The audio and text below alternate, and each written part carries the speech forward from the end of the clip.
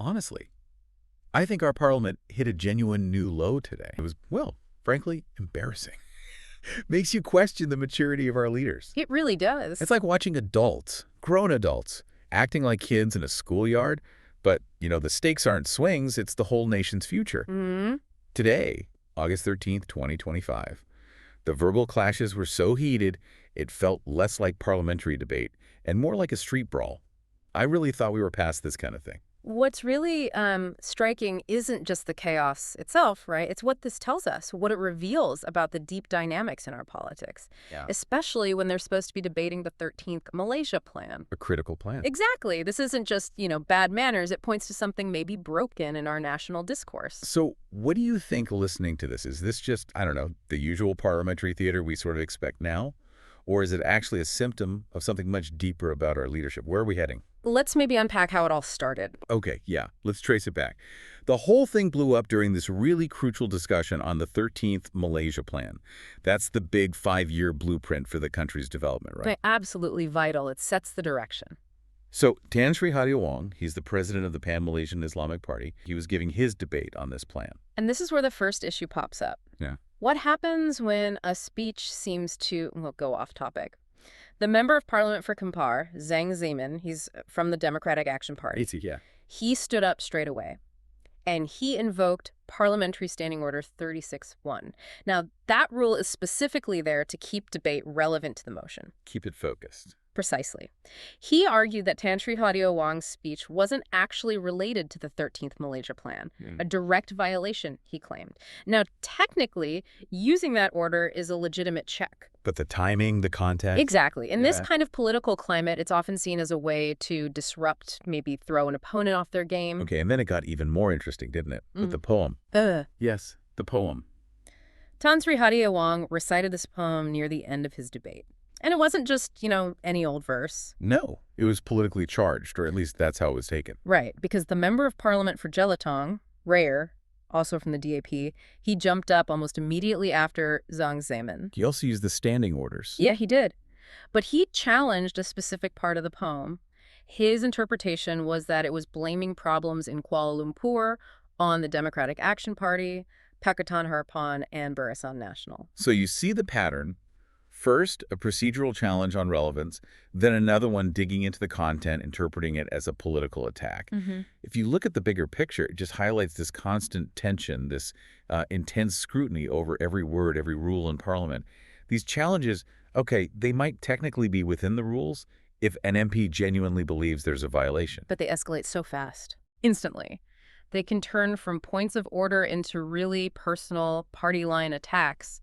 Especially when there's already so much distrust baked into the system, you have to wonder, is it really about the rules?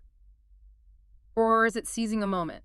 So given these challenges, these sparks, how bad did it actually get in the chamber? Because it sounds like it went beyond just arguing about rules. Oh, absolutely. This wasn't a polite chat. It became a full-blown uproar. That sounds intense. It was described as a mass confrontation. You can just imagine the scene, shouting across the floor, accusations flying, ill-mannered, disrespectful, hurled back and forth. Just devolving. And what's really notable is how quickly it went from procedure to these deeply personal, highly provocative statements. The situation blew up when Rare added, and this is a direct quote, "If I say the Pan-Malaysian Islamic Party is deviating from the true path of teaching, is that okay?" Wow. That's a loaded phrase in Malaysian politics. Yeah. Extremely loaded. That specific line ignited a huge verbal brawl.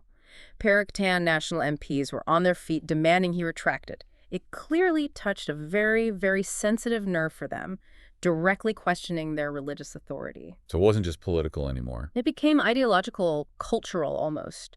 Using a phrase like deviating from the true path, that's not just an insult, it's a tactic. It questions legitimacy, it rallies certain groups, it turns a parliamentary spat into something much bigger. And it got so chaotic that the acting speaker, Suhaizan, the MP for Pulai, he just couldn't control it. Apparently completely overwhelmed. Think about this.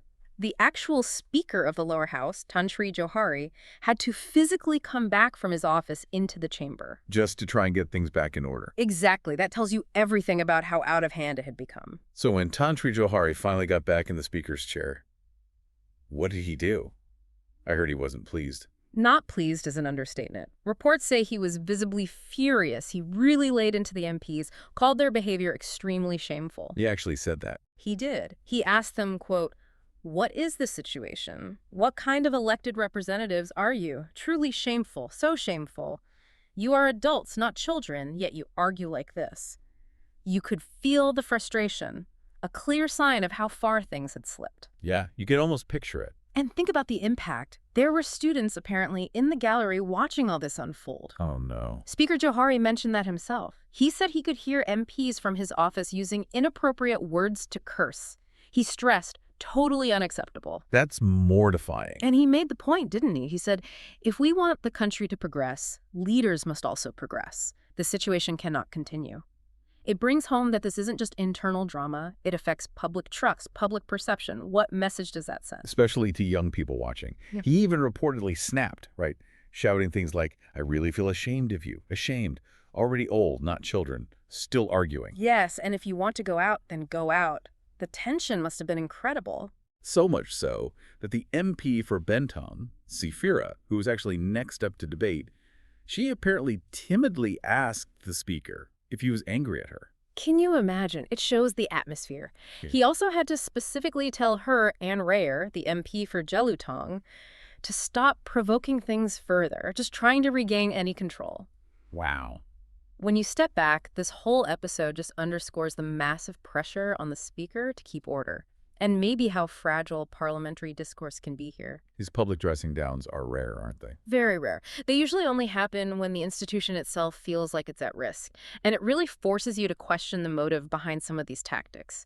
Was it really about the rules? Or was it a calculated political move, whatever the cost to Parliament's dignity?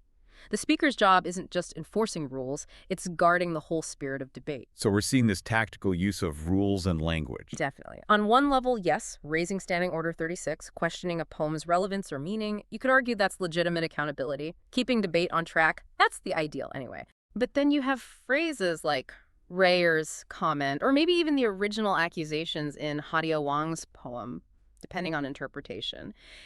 They seem designed primarily to provoke, to score points. Parliamentary etiquette, the actual substance of the 13th Malaysia Plan, that all seems secondary. Yeah, it becomes less about policy, less about the plan itself. And much more about political positioning. Yeah. About who wins the narrative. It feels like a strategic disruption, a way to discredit the opponent. Exactly what I was thinking. It feels less like a constructive debate about, vital national strategy. And more like a gladiatorial fight. Right, where the goal isn't common ground or finding solutions for the people. It's just about tripping up the other side, getting an emotional reaction. And maybe that works for some parties politically, but for the public looking for actual governance, it feels like we get shortchanged. And if you put this incident into the wider Malaysian political scene, it just reflects that deep polarization, doesn't it? The constant distrust between the different political groups.